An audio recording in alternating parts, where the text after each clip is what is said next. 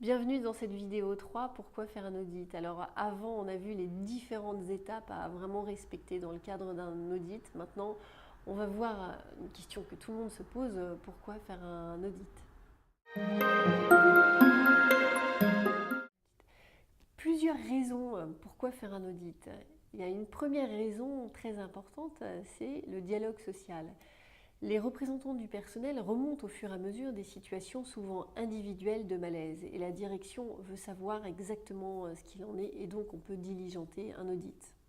Un deuxième sujet qui est devenu très important au cours de ces dernières années, ce sont les réorganisations et les restructurations qui sont de plus en plus fréquentes et massives.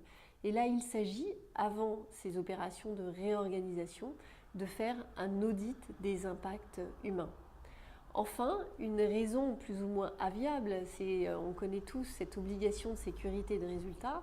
En fait, les dirigeants et les managers ont une obligation de sécurité de résultat, de gérer les risques psychosociaux et avec un risque pénal s'ils ne le font pas. Donc souvent, on fait des audits de risques psychosociaux pour s'assurer en gros qu'on est bien dans les clous.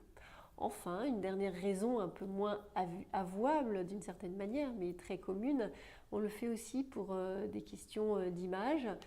Souvent, quand on n'a pas forcément un climat social positif, on veut un peu plus investiguer ce qu'il en est. Et également, là on va terminer avec une note constructive, on peut faire attention à son image employeur et à vouloir développer son attractivité. Et donc on peut faire des audits de risques psychosociaux pour montrer justement qu'on a une bonne qualité de vie au travail.